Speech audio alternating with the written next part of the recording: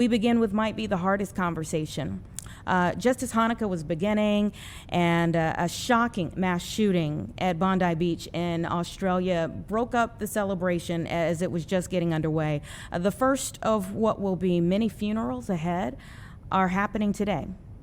There was 2 rabbis that were being funeralized today. So my heart swells, quite honestly, with emotion to speak to 2 survivors.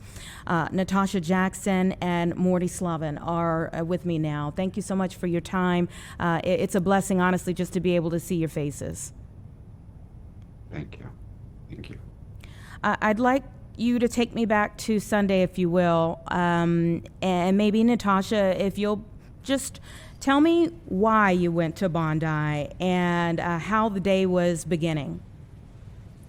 Yeah, and thank you so much for having us. So, as you can tell from my accent, I'm from London and I moved to Australia back in April. And we went to the Hanukkah event. It was, to paint the picture, it was a very family-friendly event. I went with my friends.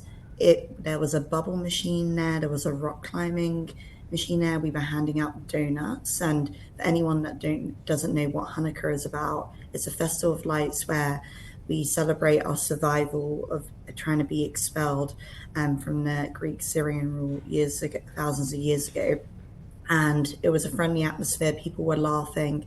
As I mentioned, it was a family-friendly event, so a lot of people were there with their entire families, with children, elderly people, and we were having a great time. And that's really the start before everything happened. Yeah. Morty, do you remember what was going on when things changed? Like, what was happening just as things went from celebration to horror?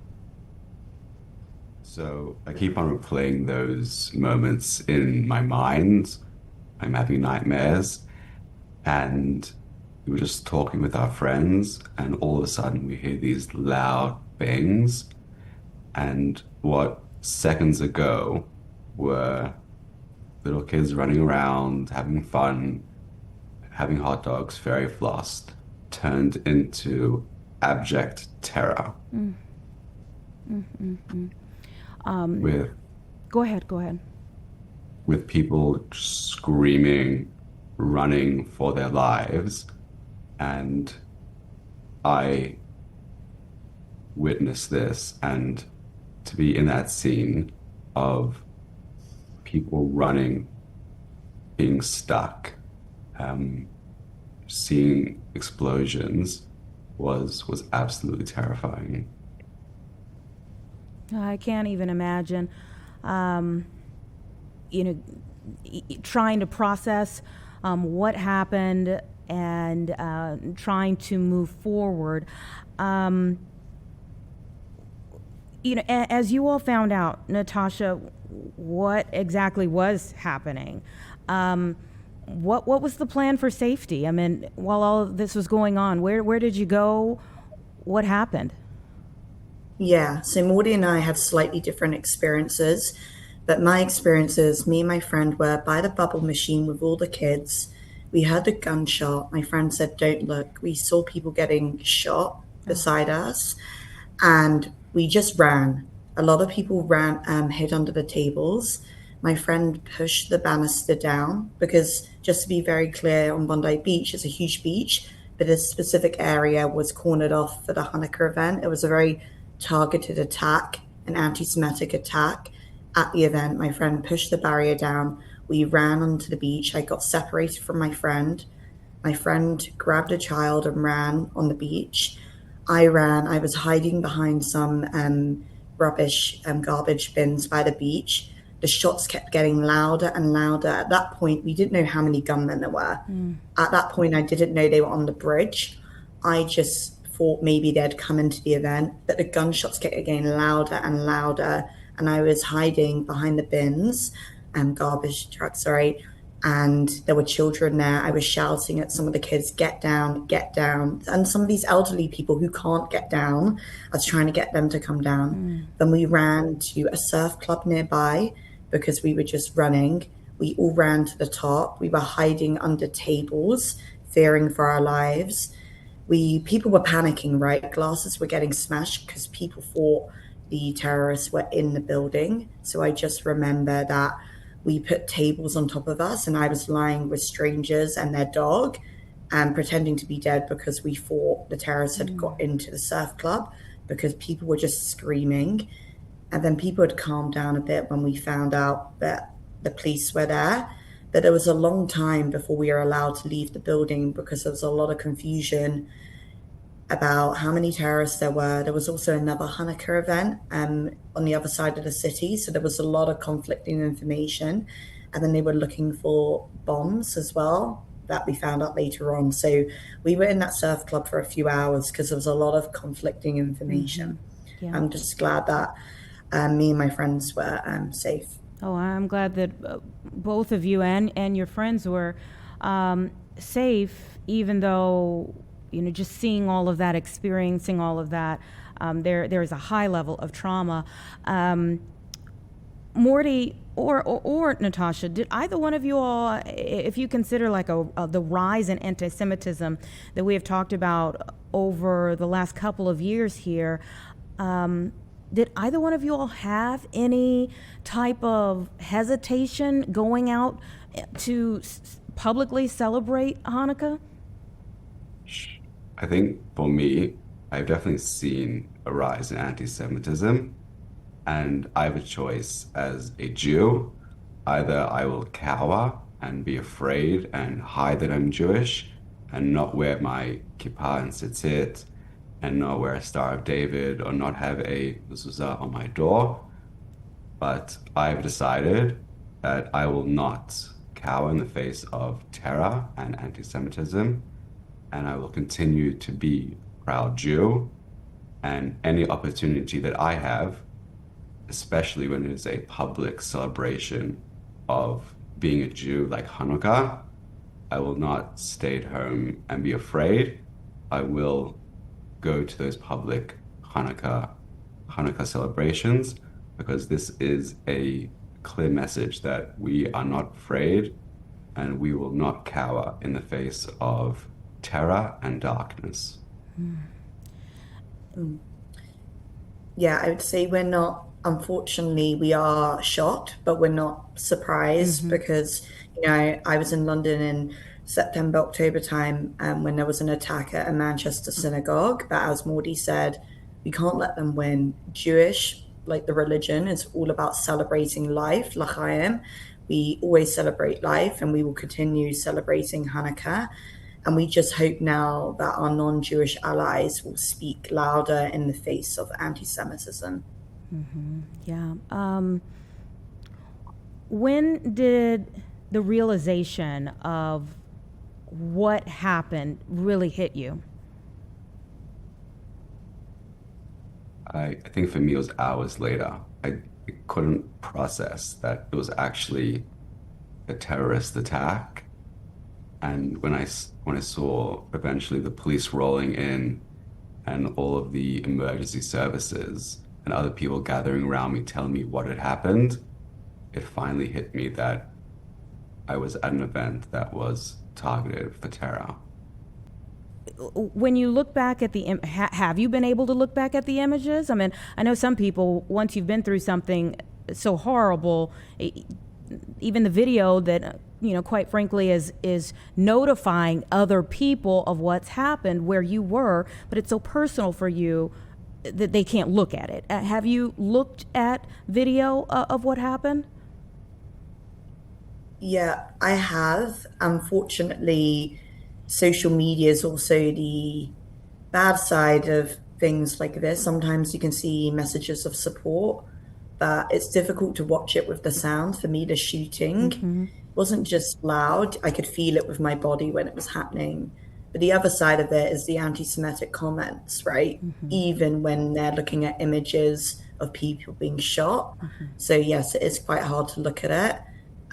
We also did go back to the site for the vigil. So I think that was also important. yeah, unfortunately, social media, unless you completely delete it, it's hard not to see the images. Yeah, it's certainly hard not to filter things. It's hard to filter things on social media, and things come at you sometimes out of the blue that can really change your mood for the day, kind of hit you out of nowhere. Let me ask you this: there was a video of a hero, quite frankly, who jumped into action to take down one of those shooters. What did you think about that? So Natasha, I haven't watched the video, so Uh, well, I believe he is Muslim, the man that did that, which just shows that, we can coexist across different religions. And actually, I wouldn't say a positive side, but there's some lightness within this darkness. That man was a hero, and I'm really glad to see that he's recovering in hospital. And yeah, not many people could do that. Yeah, I mean, for so many reasons, whether it's their own self-preservation or other things, it's hard for people to jump in action. Maybe some people are shocked when they see something like that, not quite sure what they're looking at, but just to see this man jump into action and quite possibly save many other lives that could have been taken that day, even though where it stands now is already way too many. Moving forward, I mean, you mentioned that you went to the vigil. The memorial, it continues to grow. What do you want this moment to say? When we talk about this in years to come, when we look back on this, what do you want this moment to say? for me, what I want this moment to say is that on the Jewish festival of Hanukkah, which is all about light, and a little bit of light can dispel a lot of darkness. When anyone looks at what happened, that any darkness, the only way to deal with it is by being more positive, by spreading light, by having more kindness, by being a better human being in your community and your society.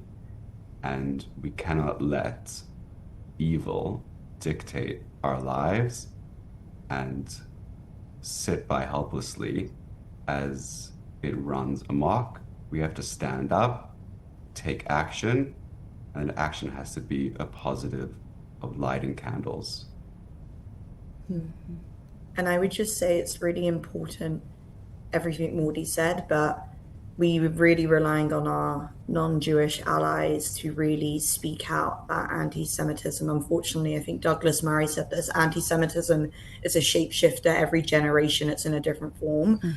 And hopefully, never again. We do not want to see another attack like this anywhere in the world. And, we're a strong nation, we'll survive this. But I think the whole Bondi community is feeling this, whether you're Jewish or not. So just never again. There have been calls for stricter regulations in Australia. Even Benjamin Netanyahu, Prime Minister of Israel, spoke out really in anger, saying that this was something you could almost foresee because people had been saying, hey, there is an issue before this happened. What are you hoping changes from a legislative perspective moving forward after this in Australia? I think great in terms of the gun laws. I think the gun laws are pretty strict in Australia already, but anything to improve that, I would welcome that. But I think the real issue is the anti-Semitism, people being indoctrinated from a young age to hate people based on their ethnicity and religion. And I think it's all about education. And for me personally, I think that's where the main issue lies. Again, I would welcome any improvements of how people get guns, but it's already quite strict here. But I would say definitely the anti-Semitism needs to be tackled more strongly by the government. Starts with the heart. And for me, legislation is not just, of course, the Jewish people were attacked at this moment, but it starts with the Jews and it doesn't end with the Jews. Yeah. Well, we certainly hope that there is change that comes from this moment. As I've said, I can't even begin to imagine the horror that you witnessed from a firsthand perspective. I hope that at some point in time you're able to sleep without those nightmares, Morty, that you mentioned.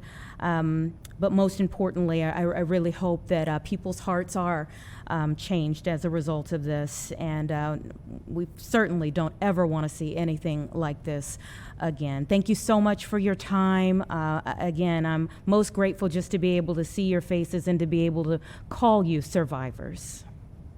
Thank you. Thank you so much. Thank you. You all take care, okay? All right. It's 1:18, everyone. Let's take a very quick break, just a woo-saw, 2 minutes here, and we'll be back and move forward with our conversation, albeit it will still be a difficult one as well, but we're going to look at things from a different perspective. The mass shooting that happened at Brown University, we're going to bring in a national security expert to kind of walk through that investigation.